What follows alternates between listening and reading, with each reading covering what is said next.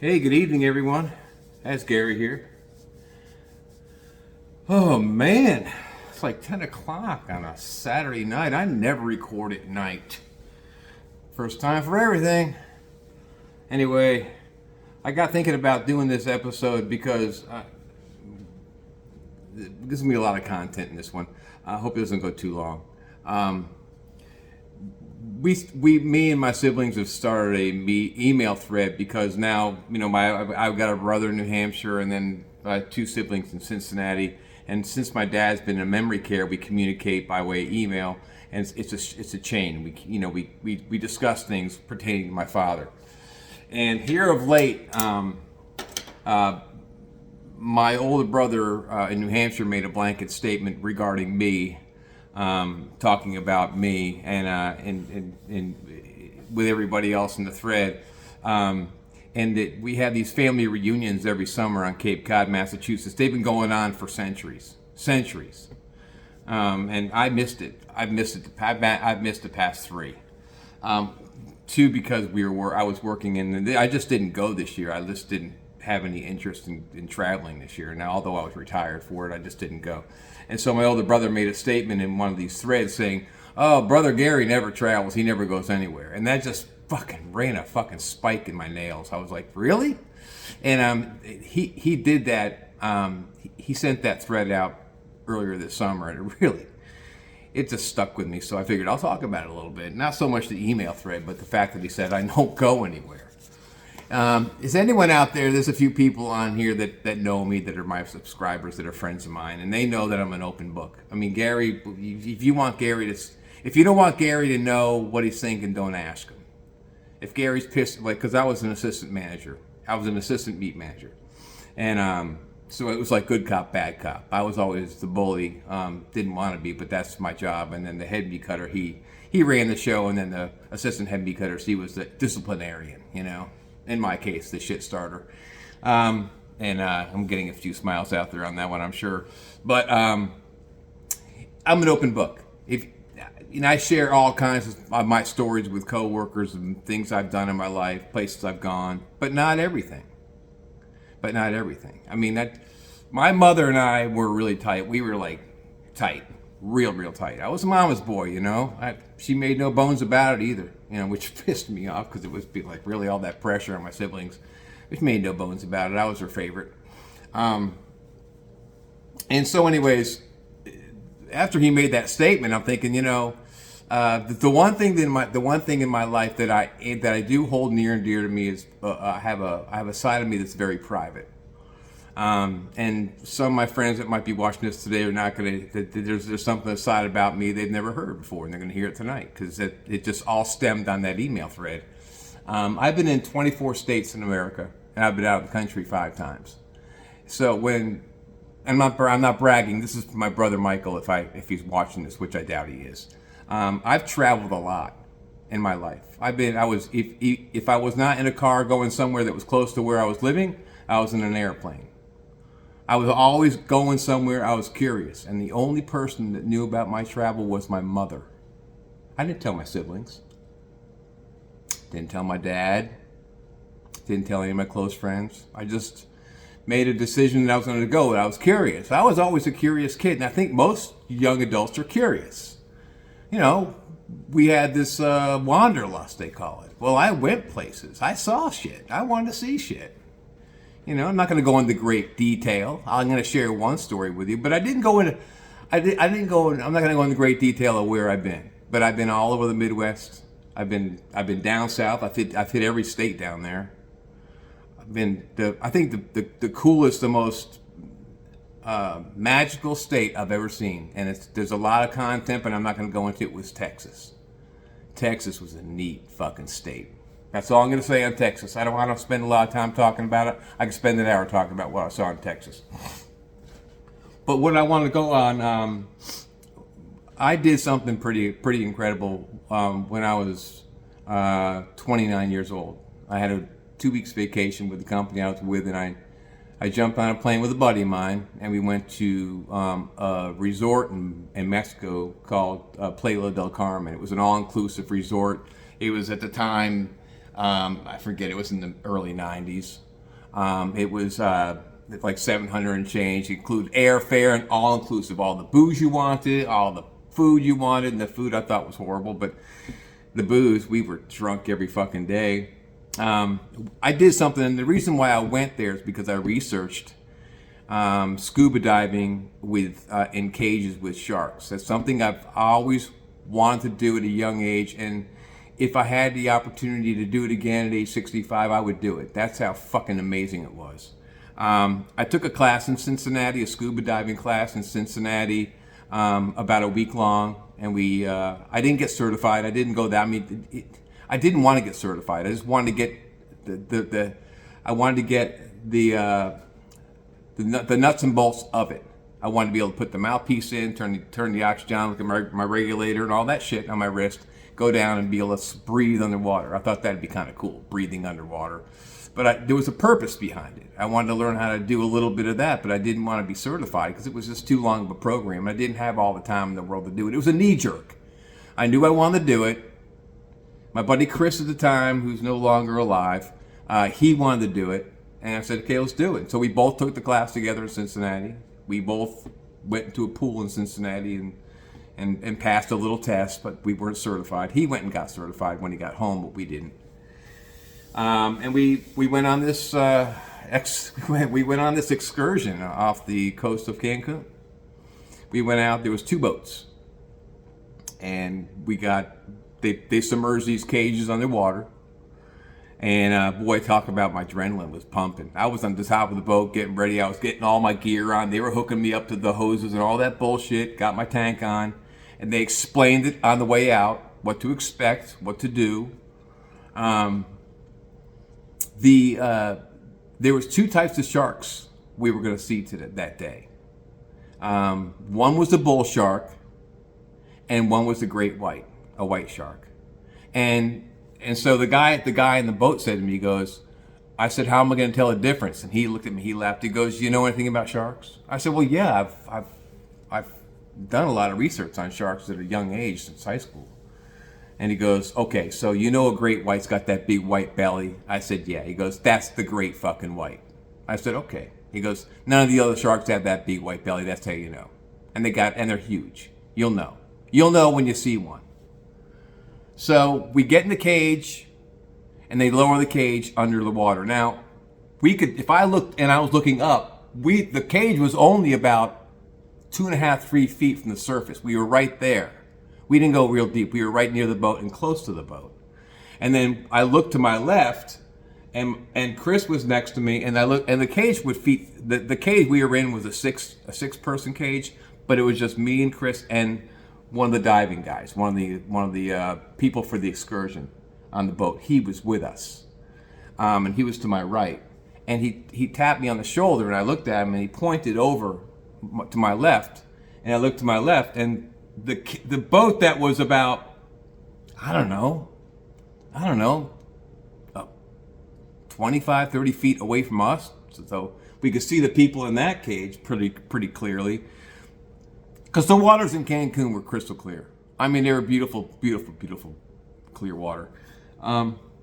We could see they already had activity of sharks. There was 3, and they weren't great white sharks, and they weren't tiger sharks, because tiger sharks have a very distinctive lines that go up and down the side of the shark that looks like a tiger. I don't know what they were, but they weren't very big. From what I could see, what I could tell, they weren't very big, but they were moving pretty quick, and they were going around and under the cage. It was fucking cool. And then we weren't getting any activity yet.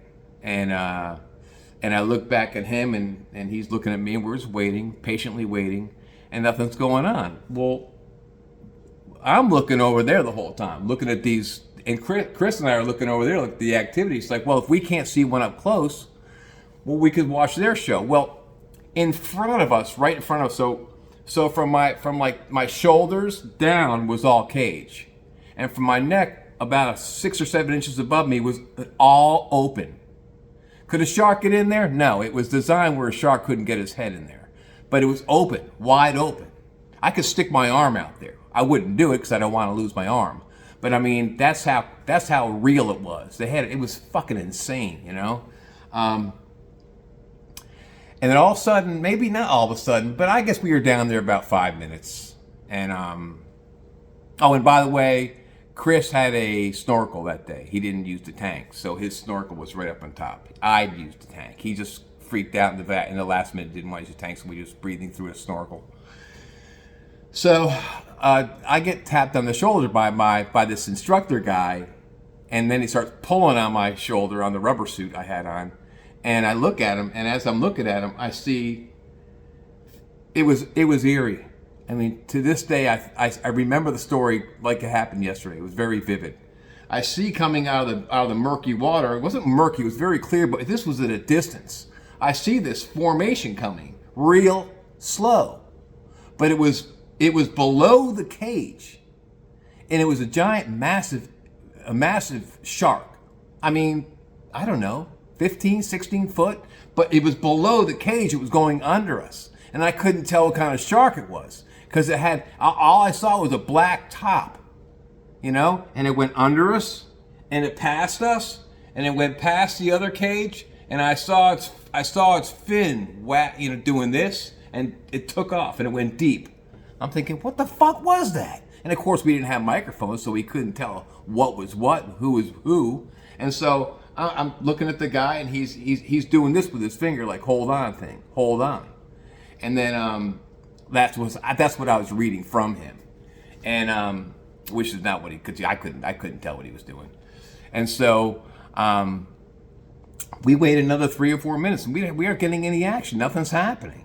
And then all of a sudden, he gives me another tap, and he points straight out. He's pointing straight out of the cage. And here's the shark that went under us, made a pass. You could see him out there a good 100 or so feet. And he's looking a lot smaller. But he makes a pass, and as he's making a pass, he's coming towards us. You could see his underbelly. It was a white shark. It was a great white shark. Fuck. And it never got really close.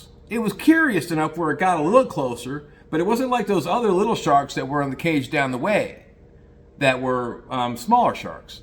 And this great white shark came toward our cage, and he was about, I don't know, close enough where I could see his teeth. His mouth was open just ever so slightly. And I was pissing myself. I was that fucking scared out of my fucking mind.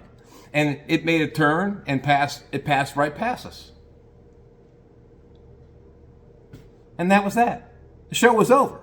And we were only allowed to be down there 25, 30 minutes, and then the cages went up. That's all I needed to see. I mean, I saw the little ones, but then we saw a white shark. The universe blessed us with a white shark. See, you manifest something long enough. I believe in manifestation, by the way. If you want something bad enough, you manifest it. Think about it, manifest it, feel it. You just don't think about it, but you got to feel the rush in your chest and in your heart of something that you want that bad. And then it sends it out to the universe, and the universe makes it happen for you. I call it the universe God. Anyway, it happened. I saw my white shark. He didn't get as close as I wanted him to get, you know.